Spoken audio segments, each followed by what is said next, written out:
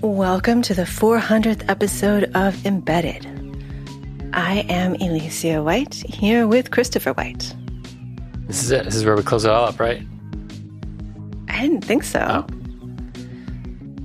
I mean, what more are we going to say?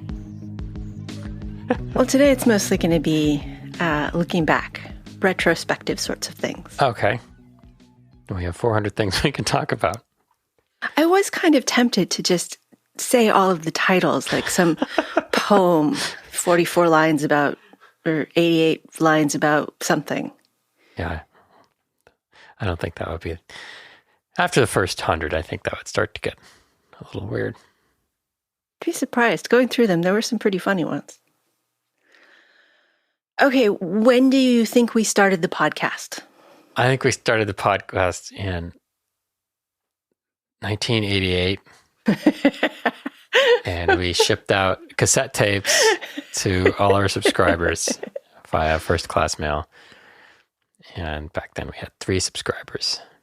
And mostly we talked about 8051s and UV erasable ROMs. Okay. No, that's not when the show started? Well, it does seem like we've been doing the show for a long time. I don't think it's been that long. Okay. Well, when were podcasts invented? I don't know.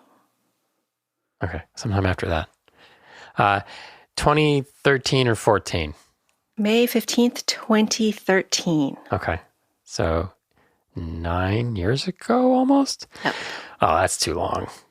Well, we do 50 a year, except we don't really quite manage 50. And in the last few years since we replay them, it's not really 50. Every 6 weeks or so. So, we intend to do 50, and we've probably hit 45. That's still not bad, but it's still 400. Do you remember what the first one was? The first one was, we just recorded your panel discussion at Embedded Systems Conference. Design West, but yes. Whatever it was. Do you remember what the second one was? Second one was... No idea what the second one was. Jen and I were talking about multimeters and setting up my brand new shiny Cellier. Oh, God. Which I don't believe we knew how to say at that point. I don't know how you said it. I wasn't actually speaking on the podcast for quite a few. Maybe a year? Were on when we had the you and I ones. Yeah. And I think 11 was about consulting, and then we had another one that was about imposter syndrome. Gotcha. But you weren't regularly on for almost a whole year. Whole year, yeah. What made you decide you wanted to be co-host instead of producer? I didn't. I don't remember. I don't remember that happening by decision or anything. Do you? Yeah, I remember you saying you wanted to be part of it more. I don't remember at all. Let's see, 2013 was the International Year of Quinoa. I don't remember that at all. There was a lot of quinoa that year. Discord and Slack weren't things. And I think communities were harder to find. Yeah, probably. I mean, there were what was around then? There was, Hackaday. Was Hackaday alive? Yes, I think so. Yes. Okay, that was around and had some sort of a community. But Hackaday IO was not. There certainly weren't like IM communities unless you were on IRC or... That's true. I bet Toymakers had an IRC still then. Google Groups. I don't know. Facebook. Twitter. Yeah, Twitter. I was doing Twitter. Let's see. We were both consulting then. I was mostly working for Fitbit, though I had a few other clients. I don't remember who you were working for. I was already working at Fitbit at that point. And I also had some medical device clients that came in and out. Okay. I started Fitbit like late 2011 or 2012. Yep. Looking at when their products were shipped, that doesn't make sense. I started working on a Wi-Fi thing for the scale. That didn't go anywhere. Maybe that. Okay. Yeah. So it was earlier than you remember. One of the new words in 2013 was bingeable. Really? Well, that makes sense. I don't remember when streaming really took off, but I think it was starting around then. Starting to become a thing where there were original TV shows and stuff instead of just Netflix's collection of old movies that they could buy. And you listened to podcasts, some of which you still listen to today. Not as many. Some of them, a lot of them don't exist, the ones I used to listen to. I used to listen to a lot of tech podcasts that were on 5x5, which was Dan Benjamin's thing. And some of those still exist, but not as many. I don't listen to a lot of podcasts. Well, I listen to some. I don't know. It's not the same as when we were driving around a lot. Yeah. There's not been as many since we were driving around. What do you listen to? For podcasts? Yeah. I listen to the Accidental Tech podcast, although I find some of the hosts insufferable and some of the topics insufferable. Everybody here is nodding along, thinking the same about us. I listen to Back to Work with Merlin Mann just because it's sort of amusing, even though it's supposed to be a productivity show. It's generally about comics. I don't know what that show's about. That's about it. I don't know. It comes in. I listen to a couple with some musicians talking about stuff, but it's not like where I had like 5 that I was keeping up with regularly because I was commuting or, yeah. I think podcasts have kind of settled into out of the hype curve into unless you're, $100 million podcast on Spotify or something, which I don't consider podcasts really. True.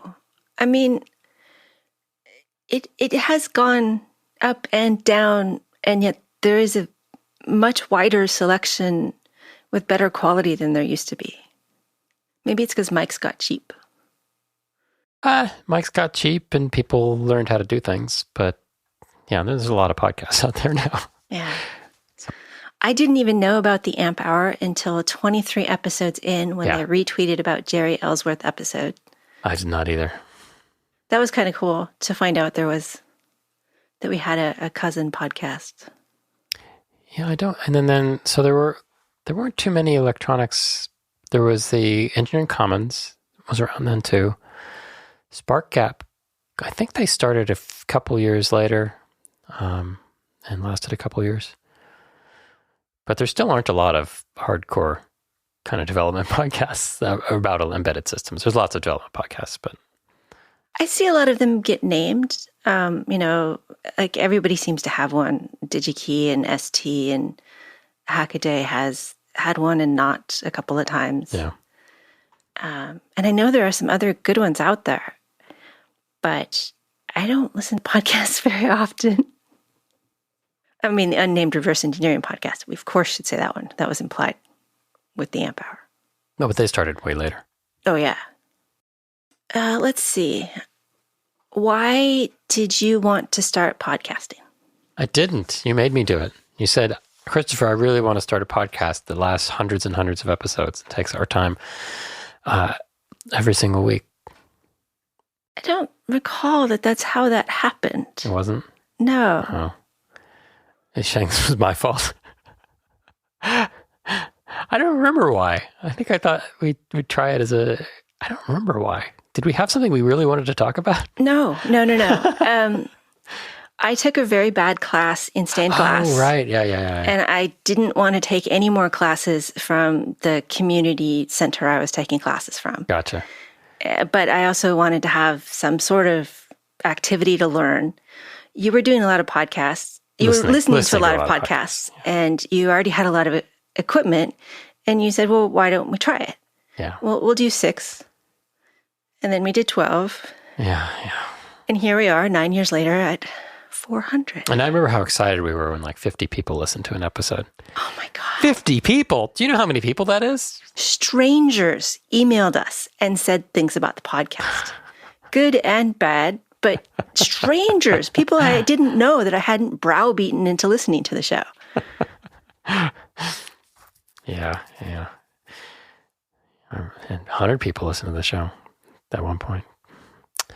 The listeners have been great. It's been really weird, though. Yeah, I was kind of worried as the show got more popular that we were going to get a lot more yes actuallys or weirder people responding to things, but it's been good. Well, as a woman in tech, I was terrified. Right. But it's been okay. Hopefully, it will continue to be okay. Not a challenge. Not a challenge. No. The listeners have been nice, and they seem to like us, and they seem to like that we're nice. We've met a lot of people through the podcast, which I think was a thing we weren't expecting. So I think that's been very good. It's been extraordinary. I've met people I would never have been able to meet otherwise, and people who have become close friends that I wouldn't have known, and I wouldn't have expected it. But there's something about being able to ask people impertinent questions about their lives and having them enjoy that experience. And, you said community. We sort of built our own little community accidentally and then deliberately with the Slack and stuff. So that's really weird for me because I am not much of a community joiner. I never did study groups. When I had clubs and stuff, there was always an ulterior motive. What? Well, like when I did clubs in high school, it was to get into college. And in college, mostly I did Society of Women Engineers. And that was to hang out with some friends, but also because it was a good way to meet people who were networking folks. Okay. People I should be networking with. But I'm more of a small group type. I had been going to She's Geeky, which was a little conference in Mountain View usually. And that was fun. But even then, I would manage to get through like half the day. And then I'd be just like, yeah, I don't want any more people around us. Let's see. Has it gotten any faster to produce the podcast? I mean, it did get faster, but it's plateaued at a certain point. How long do you think it takes you to do the podcast, including recording? Oh, including recording? Probably 5 hours. It takes me about 5 to do the prep and recording. I mean, some are easier to edit than others. These are very easy to edit. This will take me about 45 minutes, no matter how long it is. Ones with guests vary because it depends on their audio quality. And how much they swear? No, that doesn't take very much time. But if the audio quality is bad or marginal, or even if it's good and there's things I need to improve, that takes a while because there's a lot of iteration and some very long processing steps that have to happen.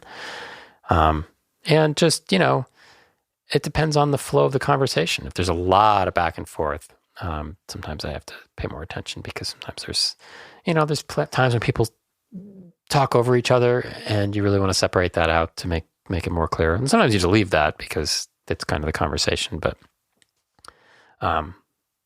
I generally have to listen to the whole thing. And even if I listen to it while I'm editing at 2x, that just means it takes 1.5x to do it because I have to stop a lot.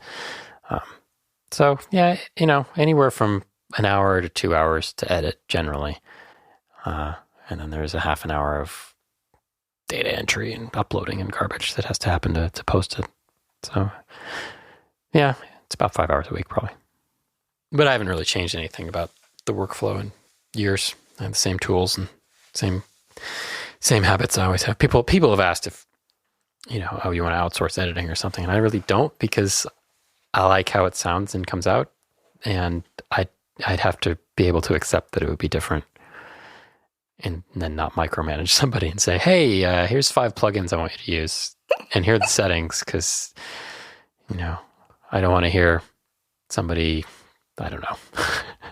Plosives. Yeah, a lot of plosives and it's really hard for because of the way we do the podcast where it's not just us every time. It's kind of a crapshoot what the audio call is going to be, whether the person's going to have the capability to record on their end, which gives a lot better quality than Skype or whatever we use if we just record that here.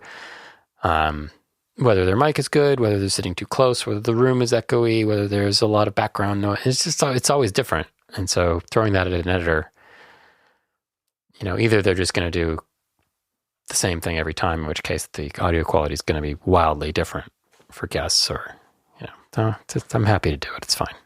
Do you think it has been good advertising for our consulting company? I think so. I feel like we've probably gotten a few clients through it. Although I don't know. I don't think I have. Certainly I have people mention it once I start jobs, which is disconcerting. Yes. I wish would Remember, if you meet us in person, don't mention the podcast. And of course, people who recently mentioned this to me are going to hear this now and feel bad. Don't feel bad. It's fine. It's just a little odd.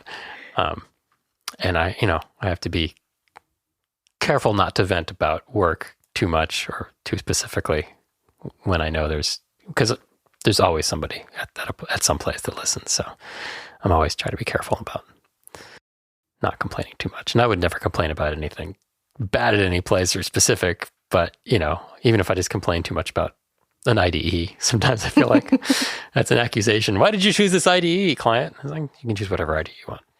So here you've been using PSOC, Why creator are you doing of this to it. me? Compare and contrast with IAR. Yeah, and this is not for any particular client. Yeah, it's not great.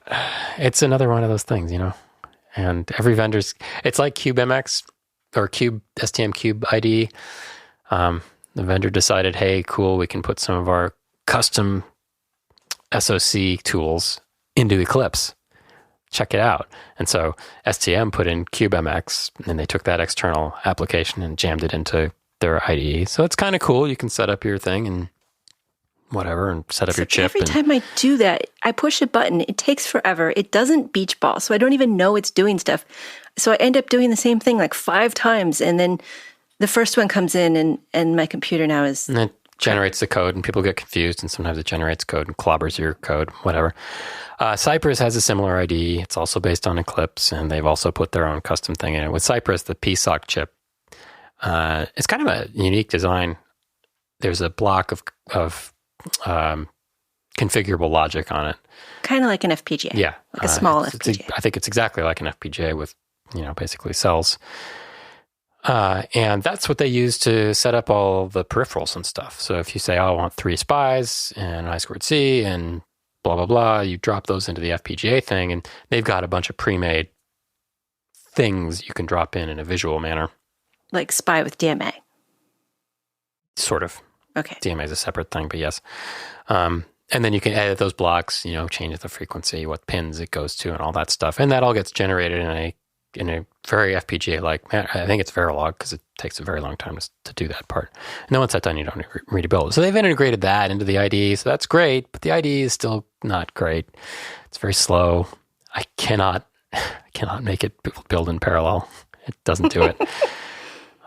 So I've been mostly editing in VS Code and then compiling in PSOC Creator. But I just wish they'd just take their custom stuff and leave it somewhere else. And not, because it's very weird. I mean, it's very weird, especially with Cypress stuff. It's very weird to have a Verilog editor, which you can have. You don't have to. At the top level, you're just doing stuff that feels a lot like CubeMX, where you're configuring peripherals, dragging and dropping hooking them up. Yeah. And there's a middle layer where you can build your own blocks, and you do that with they have a visual state machine thing. And you can set inputs and outputs and connect FIFOs up. So you can build some logic blocks that way without Verilog. And then it generates the Verilog for you. Then you can go look at it. Or you can go all the way down to Verilog and write that. But it just feels weird to me having that stuff in the same place I'm writing C code. It's just like, these are not the same things. Well, they wanted it to be that you could change your peripherals at the drop of a hat. But I think you and I are just so used to... But they don't have to... That could be a separate thing, yeah. Right? They don't have to pretend. They don't have to expose the way they do it, which is what they did. For most embedded developers, they're not going to touch the customizable Verilog or the something UDBs, Universal Digital Blocks. I don't know. I just made that up, which is the middle way. But most developers are just going to drag and drop stuff and just hide that, but they don't hide it. So you always feel like, you're doing hardware stuff, but it's okay. Their tools are fine. The build stuff is fine. The auto-generated code seems fine. Their HAL seems like a HAL. That's PSOC. It's a fine chip. So the question was, do you think this has been good advertising for our company? No. No, yeah, how did I get there? I don't know. I mean, the truth is, no. I don't know. I have no idea. We've gotten a couple of small contracts, but the bulk of our contracts over the last 5 years, well, over the last 9 years since the podcast started, have either followed from each other or have come from friends we'd made from other places. Okay, maybe. Yeah, I don't know. As advertising for my book, has been pretty great. Yeah. It's kind of surprising to me that the royalties I get now are almost the same royalties I got in 2013. It hasn't really gone down. Yeah, but you got to adjust for inflation now. As a money-making thing on its own, it's terrible. Yeah. Oh, no. I mean, it's very nice to have patrons because that helps with it really is some of our time, and there are expenses. So, I mean, that pays for mics and transcription and a little bit of social media upkeep. Well, and our time. No, actually, it doesn't. It doesn't pay for our time, but it's at least helpful to. It indicates that it's a valuable service. Yes, that's what I'm trying to say. And that is really nice. Yeah. As a way to stay current with trends. Which trends? Everything that happens. Oh. I mean, like, I might not have noticed Rust. Yeah. And you would have noticed Rust because people would have still been emailing. No, even without a podcast, Rust people would be emailing you. But there are other trends. Yeah. And I don't, having people come and talk to us it's pretty cool. I do hear about things I wouldn't normally hear about. I wouldn't have heard about before. Definitely. Yeah. And even though I'm an embedded developer, I don't spend a lot of time following embedded stuff like on blogs and stuff.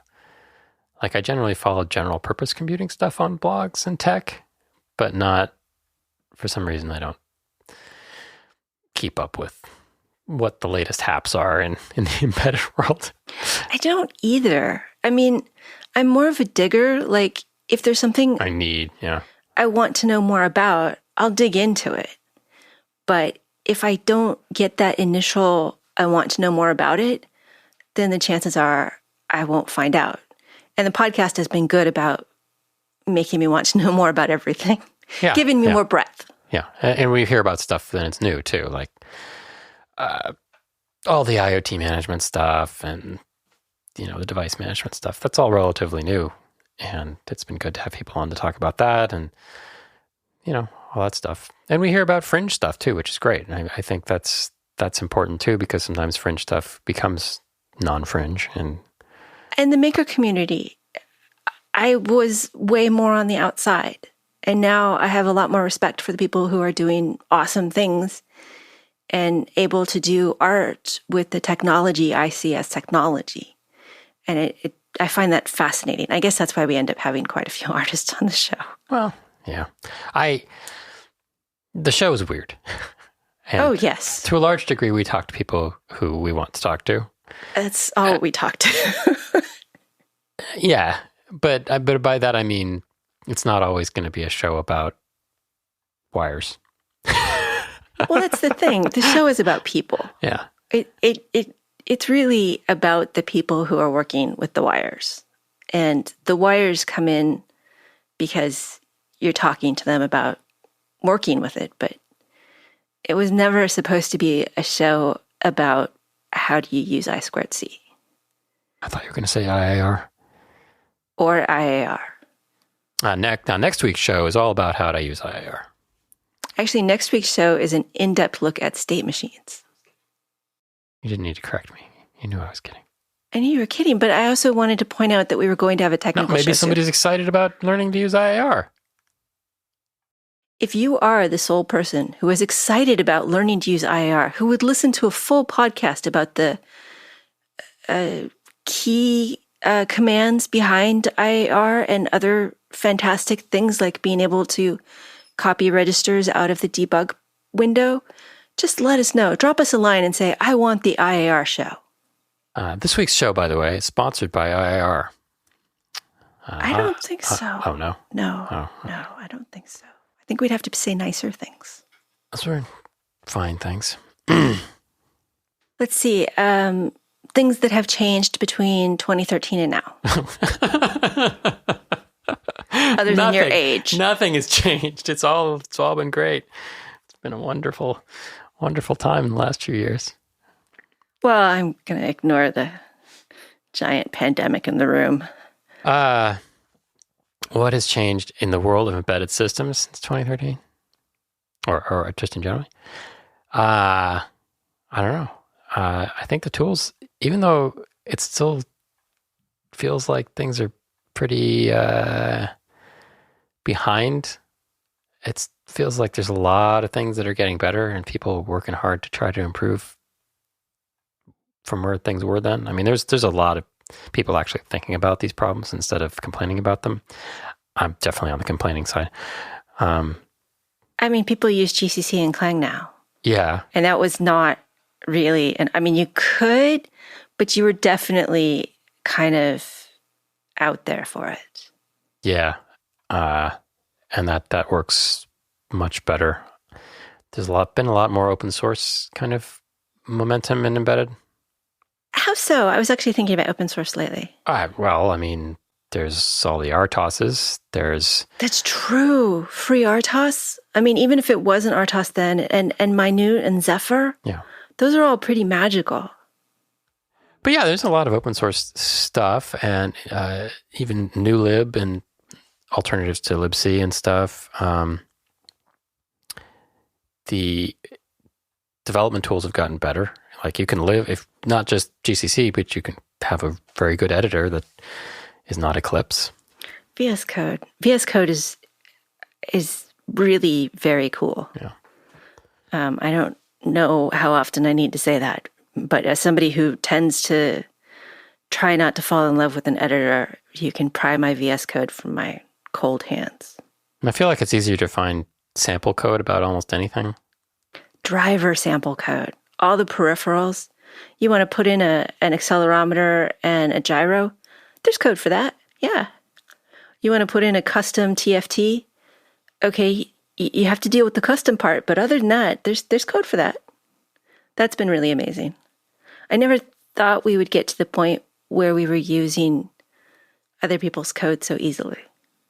Well, I think for most company work, there's still a reluctance to kind of do that. I don't see a lot of people bringing in open source peripheral drivers into products. But it's such a good starting point. You can at least see where you're making a mistake. And if they're Apache licensed or something very open, it's really nice. The problem with those, though, is generally they're general purpose drivers. So it's like, here's the whole chip, and you can configure it however you want. We've exposed every single register and have a function for setting every register in mode and all this stuff. And it's a lot of code. And if you're trying to save on code space and you have like a single purpose thing you're doing and you know the configuration is never going to change, you don't need that whole driver. So that's a reason to use them as starting points and then pair everything out. But that's another thing that's changed. I mean, we have bigger processors, more flash, more RAM, more processing cycles, more options. Well, we don't. We can't buy anything. Yeah. But on paper, all of that stuff is better. When I do a parametric search in a vendor's website, it's all perfect. As long as I don't select for in stock. In stock in 18 months. Better hardware tools, too. I think... oh, yeah. Cheap. Got a logic analyzer. The first logic analyzer I used in 2004 when I was first doing like actual hands-on embedded instead of off in a corner in a big piece of data center hardware. I think it had this HP thing that weighed 80 pounds. It was probably old at that point, but it was all we had at the company, and it was probably $8,000 or something. Well, and the Cellier in episode 2 was pretty new. Yeah. And it was their 4-channel digital Cellier long before. And we had Mark Garrison on the show, which kept trying to ask him, are you going to make an oscilloscope? Are you going to make one that isn't just digital? And he was desperately trying not to answer because they totally were. Yeah, that thing saved my butt last week. I had to decode a 8-bit TFT parallel bus because the vendor didn't bother to share with us the initialization sequence. Yeah, And they'd have put it in a manual. You wouldn't have read it anyway. What difference does it make? That is false. I'm trying to get something done. I am highly incentivized to read the manual. I wonder, in class, I've been going through optimizations, processor optimizations, math, and even the memory map, and talking about how to find more RAM and processor space.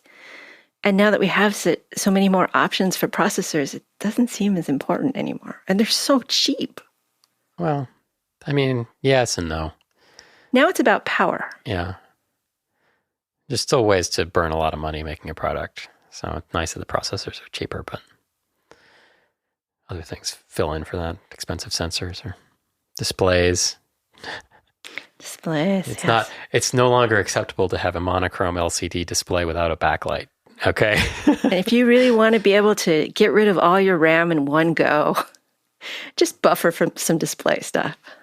Yeah, I mean, since Apple has pushed the limit on resolution, even the silliest devices, everybody expects very high resolution displays, and they're hard to push from a Cortex. Let's see, Tiny ML is a thing. Yeah, that's one of those. I don't mean this in a derogatory way. That's one of those sort of fringe things that I was talking about. I don't think it's fringe as in Looney Tunes. I think it's not mainstream yet, and it's probably going to become mainstream. But that's one of those kind of new things that's really exciting to talk to people about that I wasn't really aware of, even though I've been doing machine learning at the time. So it's great to hear about stuff like that when it's just kind of starting. Because then you can look back 5 years later and say, wow, I talked to this person when this was just this little project or idea or a small company, and now it's, a big part of the embedded world. It's a scary part for me still. Even though, I've done machine learning, I kind of understand how it works. I could put a whole system together, I could train it, and yet I'm still pretty chickeny about wanting it to go on a system I'm working on. And I don't know why. It just depends on what you're trying to do. Well, yeah. But I would still rather go for a heuristic method. I still think if a heuristic method works, you should go for the heuristic method first because it's much easier to debug and understand. But there's a lot of things that doesn't work as well for. I don't remember CMSIS DAP, debug access port, that makes it possible for almost any Cortex M to become a debugger for another Cortex M. Oh, right, yeah. I mean, that made it so you could make your own programmers for like nothing. And that was kind of magical. And I mean, that's kind of why we get ST links. I wonder how much that's affected the bigger programmer manufacturers. I don't know, because it's very similar. You can see my Cypress port there has a very similar programmer attached with, the perforated PCB edge where you can pull it off and it's a programmer. I think they did a very similar thing. But that's because the Cortex M has the DAP as part of, you can just go to their website and download firmware and suddenly you have created your own debugger. Yeah. I haven't used that, but I've thought about ways that might be useful if I was looking for some specific thing to happen. But I don't know if it's... I could see it's useful in the manufacturing and stuff. And for testing, for some sort of automated testing, if you have you want a big bank of them or something. But yeah, that's an area that I haven't really touched. Would you have been surprised then how much Python development you've done? I don't know.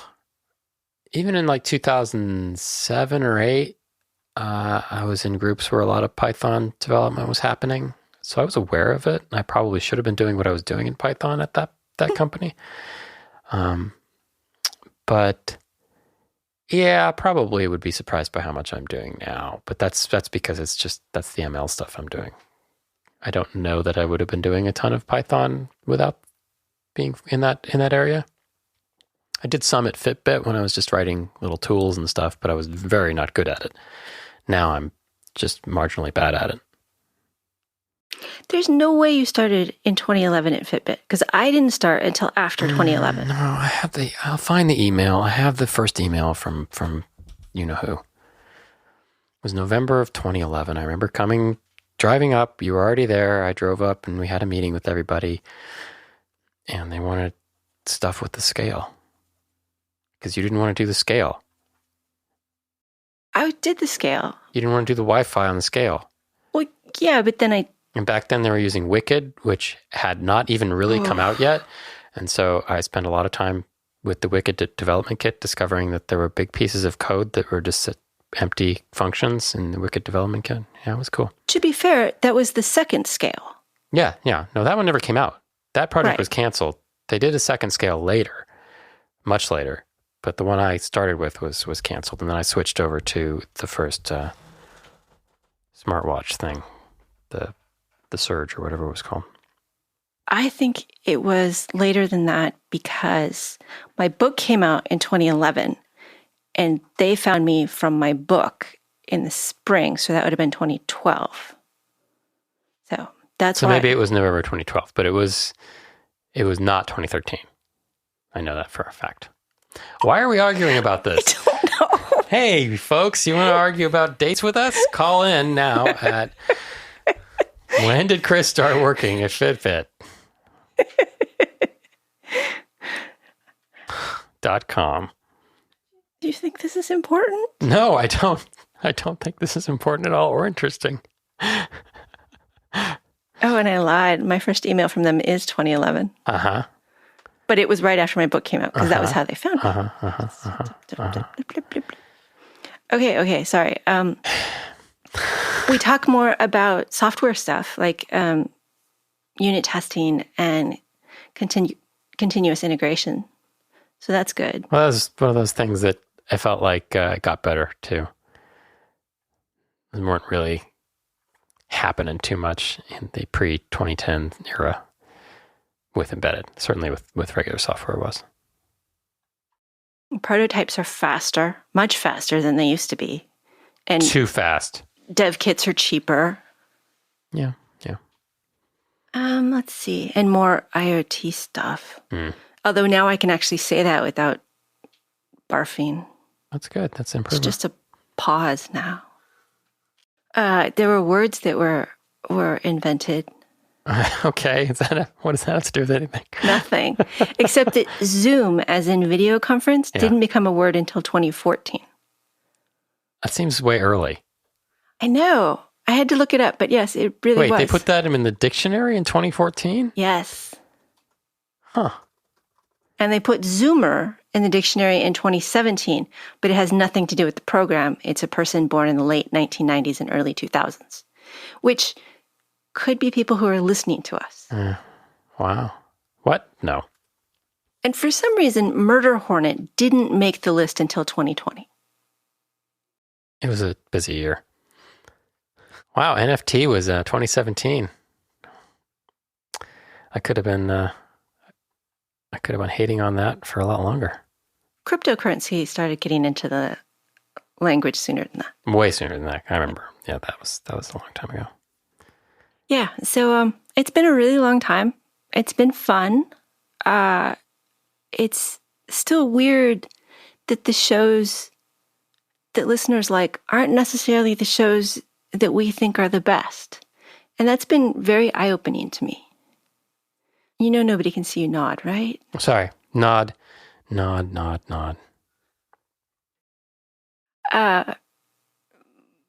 And it was interesting to find, at one point I was like trying to figure out what people wanted from the show and if I could ask the questions they wanted asked, be an in-depth investigative reporter style thing.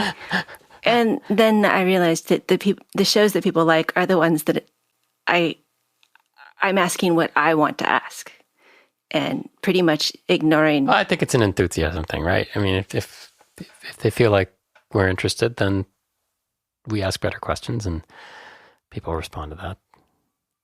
Yeah, maybe it's just the level of enthusiasm of choosing my own questions versus other people's. That's all I have. Should we do Winnie the Pooh for the rest? No.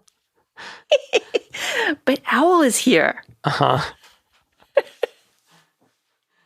Okay, if we did this until, say, episode 512, that's only 3 more years. Okay. Yeah. What else would you want out of it? Who do you want to interview? Didn't we already do this? Who do you want to interview? Yes, and you said teenage engineering, and I said, didn't you email someone? And you said no, and then I was supposed to email somebody, and I got a referral. 5 years ago. 5 years ago we did that. No, it wasn't that long ago. But I'm still hoping. I haven't dealt. I'm way behind. I don't know. I kind of like delving back into some of the in-depth tech stuff. So I don't mind just having episodes where either we talk or have one of the regulars on to talk about some specific topic. I enjoy those. What topics would you want? I don't know. I was thinking about doing one about machine learning. I was like hearing about people solving difficult problems. So it's a little hard sometimes to ask people about that because it's usually a company related thing that they can't talk about. So, but there's some other areas that we could get into that we haven't touched on that are not basic things, I suppose. I feel like he's avoiding the question. No, I'm trying to think on the fly, which I'm not good at.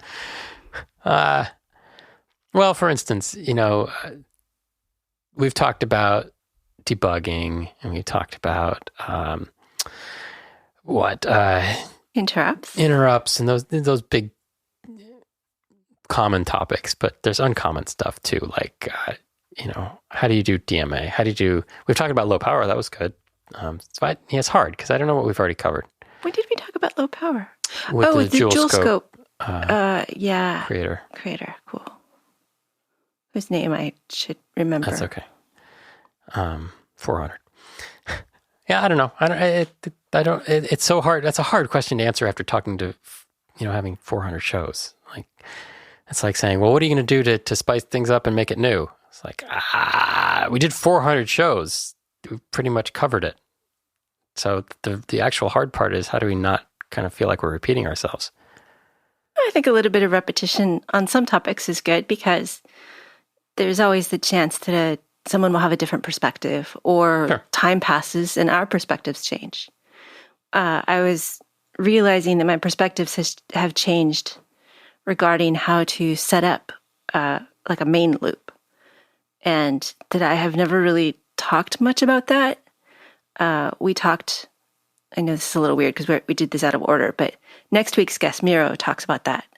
And I just have a lot more to talk about on that subject that I didn't realize that I had more on.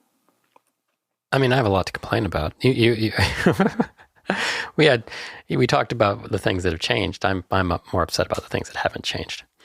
All right. What things haven't changed? We're still using serial communication protocols from the 70s. Command line debugging forever. What? Oh, you weren't complaining about UART? No, I'm complaining about I2C and SPI. How would you improve them? I don't know. I don't have an offhand improvement, but it feels like there might be something better we could do 40 years later. They are the pinnacle of simple, elegant protocols with a minimum of fuss. The expression is awesome. I wish I could take a picture. It's so great. You're like Grover. Yeah. And the way we communicate stuff is bad. Like data sheets, they're bad. Data sheets are bad. I don't care how good you are at reading them. They're still bad because they're always wrong. And if they're not wrong, they're at least misleading. I've been going through a chip that had data sheets that were all online and there was no single PDF. And half of it was Doxygen generated things that were unreadable. And the other half, I had to dig through like 5 links to find stuff. And I hated it. And there's no excuse. There is no excuse, as far as I'm concerned, for peripheral vendors to not supply sample drivers with their devices. ST should be supplying a driver with their accelerometers. Even if it's only for STM32. It could be adapted. If they wrote it nicely, they could abstract away the SPI and whatever read and writes and just have a nice the register API that's implemented, because that is not hard. And every single time you get a new peripheral for a client, they want you to implement a driver for it. And That's fine, but it's error prone. And it's just like, how many drivers have been written for every single peripheral chip that's out there? It's a waste of time. It's a complete waste of time. And it's not the job of the job of your company is to make the thing your company's making. It's not to write device drivers. Well, I fear that's what the vendors of the peripherals feel like is what they're saying. It's not their job to write the drivers. That's like saying they're just creating the sensor. You're going to use it however you're going to use it. But that's the application level. That's not the driver. The driver is their product. The driver is the embodiment of their data sheet. It's a short step from their data sheet to a driver. It should be. And if it isn't, that's why we're all confused. So it just irritates me that not only that we're using the same protocols from a million years ago, and we're going to be, not me, because I'm going to retire in 15 minutes, but we're going to be using SPI and I2C in 2075, which is completely insane. And yet I do stand by what I sort of snarkily said before, which is they are what they are because it's pretty efficient and they do most of what we need them to do. Most. I'm just checking out your qualifiers here. I mean, I can't come up with a better way to have a minimum number of wires going into a whole bunch of devices. Oh, I'm not saying the electrical interface should change. Of course, a minimum number of wires is desirable. I think the bus protocols and stuff could probably be improved upon. It's.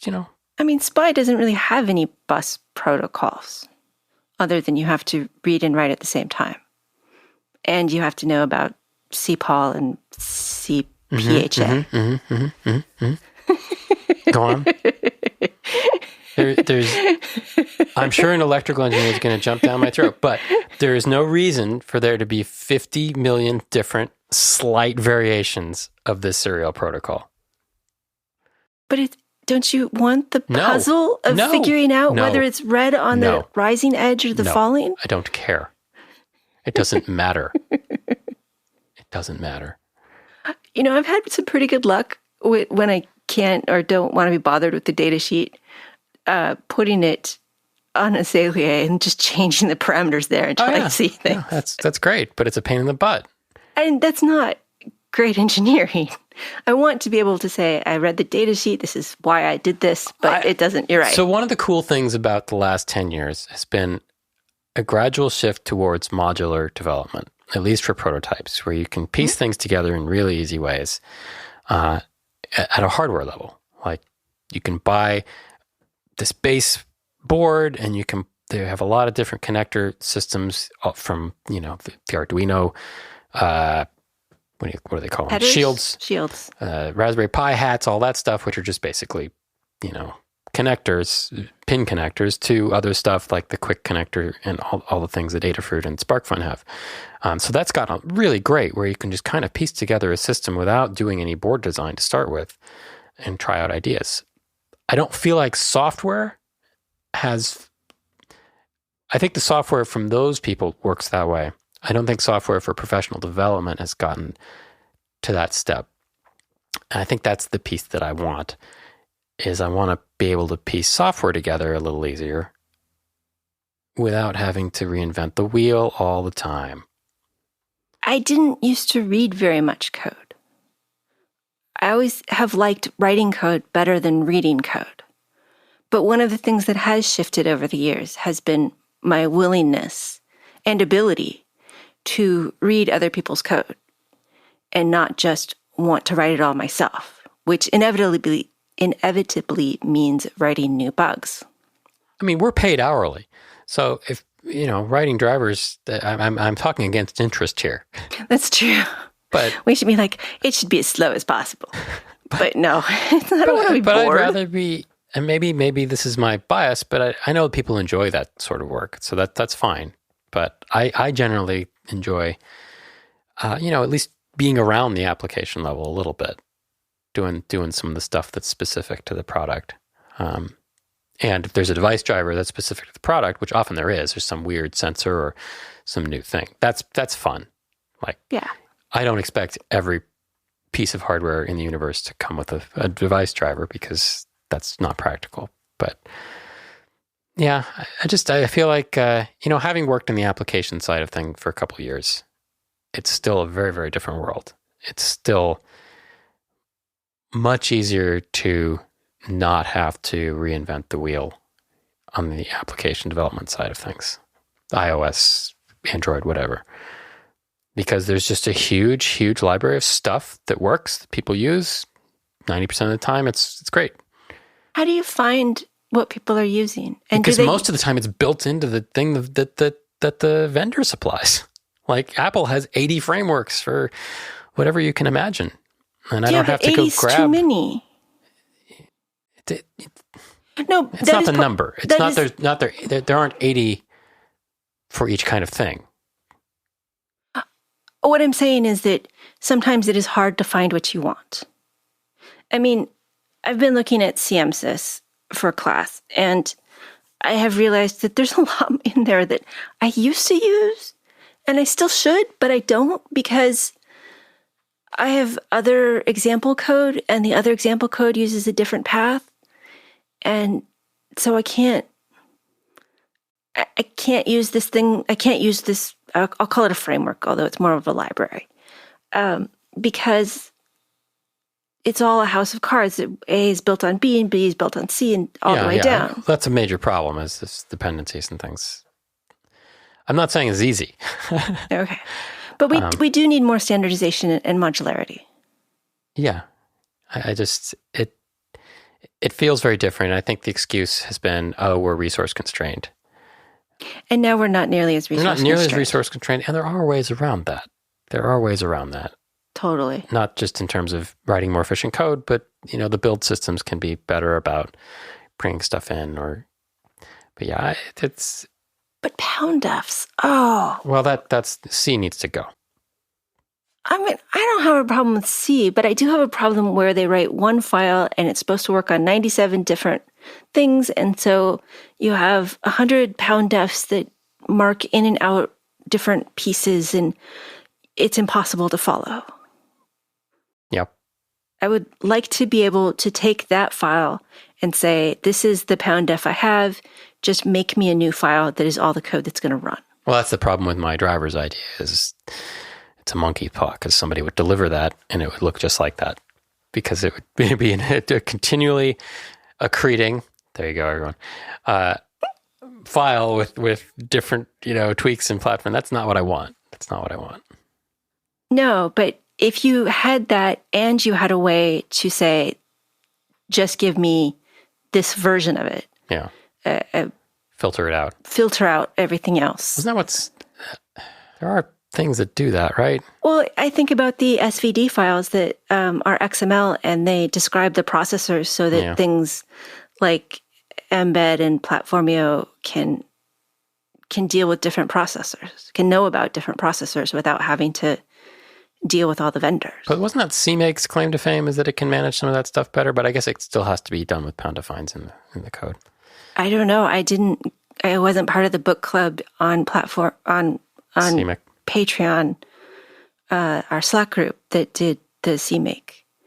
Although I think that's finished now and they're about to choose a new book. Yeah. Yeah. So, I mean, I don't want to just complain, but I do feel like a lot of things have changed for the better. Things are improving, but I still feel like there's just a lot of stuff that's, it's like a Ferrari engine attached to a horse and buggy sometimes. And I don't mind writing interesting new code, but I don't want to write the same code over and over again. Yeah, that's what I'm saying. It was kind of fun to write the first three serial drivers, but after that, it gets old. And stuff like containers, like linked lists or circular buffers or vectors. Any language except for C now, you don't have to do that. It's just there. It's part of the language. And maybe you don't trust it. That's a separate issue. But I mean, the things you can do with a few lines of code in languages that were developed in the last decade are astounding compared to C. So, but I like working with all this stuff. It's fun to make lights blink, and so that's a big piece that makes up for a lot of this, is making things work that are real. I mean, they wouldn't pay you if you didn't have to do some icky bits. They're paying you? Yes. Oh, shoot. They're paying you too, I promise. All right. They. So what have we learned? Well, in the last month, we've learned that my idea of a vacation has absolutely twice nothing as much. to do with vacation. As I predicted, I believe on a show. Yeah. I mean... But you didn't sign up for anything additional. I will give you credit for that. It's just that the stuff that you had left over after you dropped a couple clients was still more than enough to take up all your time. I finished up. Whatever. Yeah. The class per class grows to fill all available time. Although, to be fair, I also hadn't really started a couple of lessons, and now I have to write the outline, write the slides, write the lesson, write the homework, write the quizzes. It's a lot. Also, apparently they want me to have mini lectures on the live class. I thought with the live class, it'd be mostly like discussion and talking amongst themselves and maybe going over homework or whatever. But they actually want more information. I'm also preparing little bonus mini lectures. Let's see. And I haven't done much origami, although I did write a very long program and then put together a very interesting table of how connectors work. And then I did not use it to generate anything interesting. Yeah. It was kind of sad. I mean, I will, because I don't think I'm fishing for a contract yet. You better not be. I've moved my vacation back to ending around Valentine's Day. I see. When's it going to start? March? Well, not today, not tomorrow, not next week, maybe the week after. So you're going to have a 5-day vacation? Oh, man. I can't believe it's February. It's not, but it will be. It will be very soon. Well, anything you'd like to change about the podcast? I remember at show 100, we changed the name. Right. Should we change the name again? See who else we can get to have a legal conversation with? What would you change it to? You can't ask me that. I don't know. I was hoping you would say whatever most recent band name or song title you had marked as something was interesting. Was it Monkey Funk? No, I wrote 2 songs accidentally, and I didn't remember. One was Monkey Funk and one was Funky Duck. Monkey Funk and Fuck. You don't. You can't do it. You really can't, can you? But I'm not very good at naming things, especially when I'm just putting sketches in. So I just type. You should put those sketches together. Probably. How is music going? You know, it's music. I play it. I'm trying to write, trying to get myself to write even one, not, get an idea down on tape. Tape. Videotape? Yeah. Cassette tape? It's an 8-track tape? It's an expression. I try to get an idea down on flash cells. One at least verse, chorus, verse level of song with, drums and some harmonic and melodic idea. One thing a week. I've been trying to do that. So, are you gonna have like They Might Be Giants had a dial a song where people can come and get the song of the week? No, because it means I have to finish each of these songs, and that will take me more than a week. So I'm just trying to collect ITS. So you're going for the start a dozen instead of finishing one. Yes.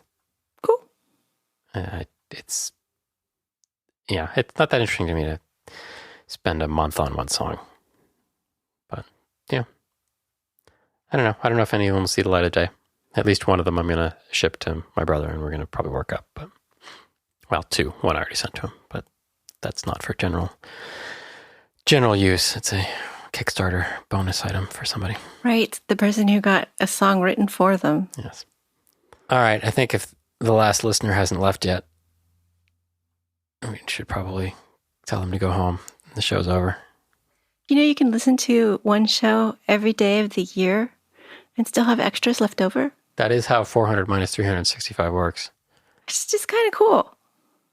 Although, didn't we set a limit to how many shows you can listen to in a week? I don't think anybody should listen to more than one of these a week. I'm okay with 2. But the person who said they were listening to like 4 or 5 a day for a couple of weeks, that's not a good level of us in your head. All right. So you want me to go back to Winnie the Pooh? Yes, it is time to end this show. Our spectacular 400th episode, everyone. I didn't even get cake. I thought about getting the cake that we got for the 300th episode, the one from Costco. That was the chocolate with the chocolate mousse with the chocolate cake with the frosting. And then I could have a piece and you could have a piece. And then the other 48 pieces, I didn't know what to do with. So I didn't order that. Although we could get the vegan one. That one was small. Anyway, listeners, thank you for hanging out with us for the 400th episode. We really appreciate you. And thank you to Christopher for producing and co-hosting. If you would like to talk to us, it's show@embedded.fm or hit the contact link on Embedded FM. And now for a little bit of Winnie the Pooh. A reward, said Owl very loudly. We write a notice to say that we will give a large something to anyone who finds Eeyore's tail. I see, said Pooh, nodding his head. Talking about large somethings, he went on dreamily, I generally have a small something about now, about this time in the morning. And he looked wistfully at the cupboard in the corner of Owl's parlor. Just a mouthful of condensed milk or whatnot, with perhaps a lick of honey? Well then, said Owl, we write out this notice and we put it up all over the forest. A lick of honey, murmured Bear to himself, or not, as the case may be. And he gave a deep sigh and tried very hard to listen to what Owl was saying. But Owl went on and on, using longer and longer words until at last he came back to where he started, and he explained that the person to write this notice was Christopher Robin. It was he who wrote the ones on my front door for me. Did you see them, Pooh? For some time now, Pooh had been saying yes and no, in turn with his eyes shut, to all that Owl was saying, and having said yes last time, he said no, not at all, now without really knowing what Owl was talking about. Didn't you see them? Said Owl, a little surprised. Come and look at them now! So they went outside, and Pooh looked at the knocker and the notices below it, and he looked at the bell rope and the notice below it, and the more he looked at the bell rope, the more he felt that he had seen something like it, somewhere else, sometime before. Handsome bell rope, isn't it? Said Owl. Pooh nodded. It reminds me of something, he said, but I can't think of what. Where did you get it? I just came across it in the forest. It was hanging over a bush, and I thought at first somebody lived there, so I rang it and nothing happened. And then I rang it again very loudly, and it came off in my head. And as nobody seemed to want it, I took it home and... Owl, said Pooh solemnly, you made a mistake. Somebody did want it. Who? Eeyore, my dear friend Eeyore. He was fond of it. Fond of it? Attached to it, said Winnie the Pooh sadly. So with these words he unhooked it and carried it back to Eeyore, and when Christopher Robin had nailed it in its right place again, Eeyore frisked around the forest, waving his tail so happily that Winnie the Pooh came over all funny and had to hurry home for a little snack of something to sustain him. And wiping his mouth half an hour afterwards, he sang to himself, "Who found the tail?" "I," said Pooh, "at 1:45 to 2. Only it was 1:45 to 11, really. I found the tail."